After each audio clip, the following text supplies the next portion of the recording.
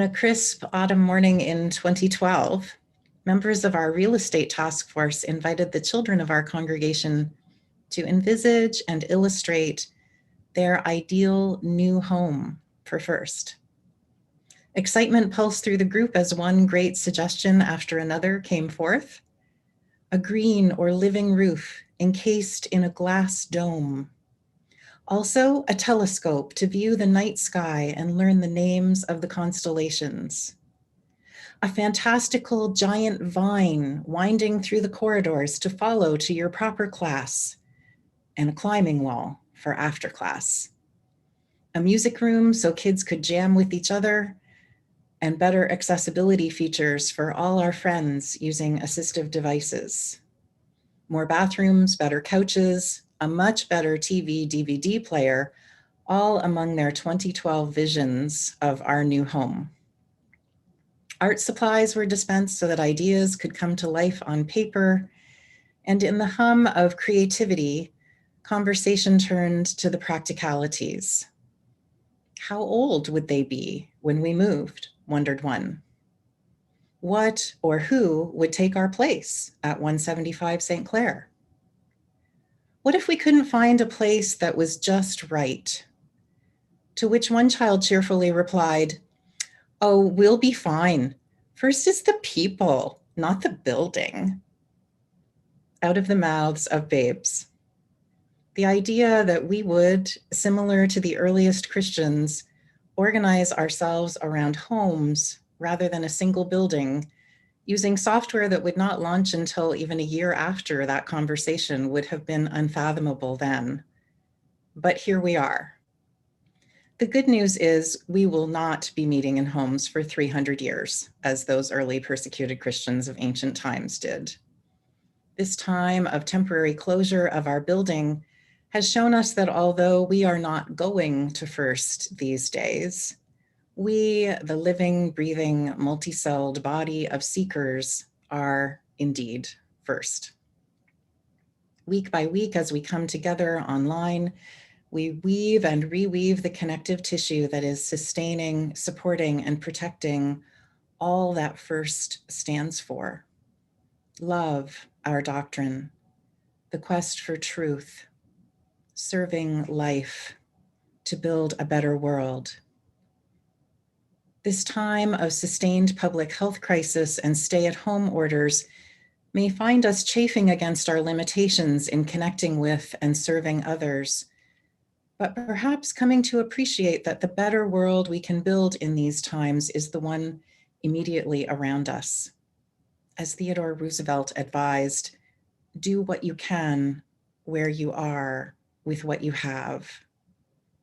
The quality of our interactions, the connections we make, the fortification of our own spirits, and the community we co-create here has such a vital role to play.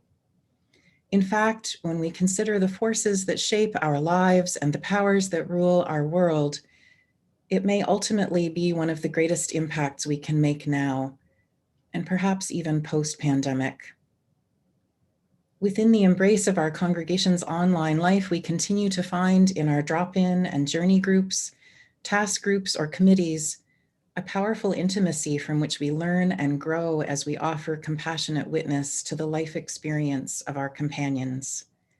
Listen with a willingness to be opened, even changed by what we hear, what we learn together, and with each action we undertake. As we continue to gather in coffee hour breakouts and online discussion groups, we may be gently challenged by our conversation partners whose insights evoke our fourth principle, encouragement to spiritual growth, waking us up to the reality of others whose experience we may not share, or revealing how our own actions, inaction, or even ignorance may be contributing to upholding systems which cause real suffering for others. Speaking for myself, I bless the many members whose nudges have spurred me to undertake needed and valuable inner work, and perhaps you've had a similar experience. This, to say nothing of the sustaining connections and creative interchange which are such a feature of our lives as a vital and vibrant in-person community to which we so look forward to returning, and which some members and friends of First have credited with saving their lives. For some, this may be literal. For example, the 9 refugee families which First and our partner organizations have sponsored to come to Canada, of which 6 families are already settled or reunited with their families. Others say this figuratively, that the messages, the music, and the caring people who are mobilized year-round here have saved them from trauma-induced despair or a time of significant crisis. Teen graduates of the Our Whole Lives Sexuality Education program that we run often tell us much later that they were saved from what surely would have been a life-altering experience in their early intimate relationships because of how effectively this program equipped them. Some discover their sexual orientation or gender identity sooner than they might otherwise, were it not for the support of OWL facilitators, peers, and members of our congregation. Dharma teacher and author Sharon Salzberg thinks of these types of encounters as our 3 feet of influence, now doubled for pandemic times to our 6 feet of influence. She affirms that when we behave compassionately, honestly, and ethically toward those we encounter, we make a much larger impact than is ever apparent in the moment. None of us can do this perfectly, she goes on to say. Sometimes you are the one who is the aggressor because the unfolding of your day or year has you the one feeling alone.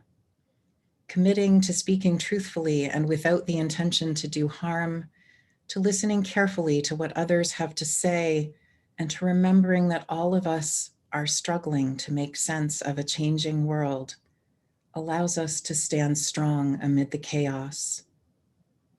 Salzberg asks us to picture it. If more people acted from this space, there would be more and more terrain covered. Former Peace Corps volunteer, consultant, and teacher Meg Wheatley coined the phrase islands of sanity to describe the spaces amidst the destructive dynamics of this time where we can still create the conditions for our basic human qualities of generosity, contribution, community, and love to be evoked no matter what. This is not an island mentality of disconnecting from the world of which she speaks, but rather a bordered, semi-permeable field. An island of sanity, she says, can be an interior space bounded by our own integrity. We know who we are, what we value, and what we stand for. In this sense, you can be an island of sanity. It can also be a home, a team. It can be a congregation or a school, for instance. Places which support our best human capacities for generosity, compassion, curiosity, creativity, and insight. Where through our commitment to presence and wise action, we consciously refrain from adding to the confusion, aggression, and fear overwhelming so many people in our society. Up against the reality of all that falls short and the limitations of today, we can still use our gifts of reason, love, service, and commitment to build the world that is immediately around us. No matter our life stage, no matter what we may be doing right now, whether we're studying, looking for work, working, retired, raising children, volunteering, resting, recovering, the quality of our intentions and our actions does make a difference. If you're wondering about our young prophet, she's 14 now, and she was right. First really is the people, and we are more than fine. We are an island of sanity. In the spirit of this multi-generational community, I offer you a few lines from our children's Chalice Camp song with words by Layla Ibrahim and Rumi for you to carry in the days and weeks to come. It's a blessing we were born, and it matters what we do. Let the beauty we love be what we do, and we don't have to do it alone. Go in peace.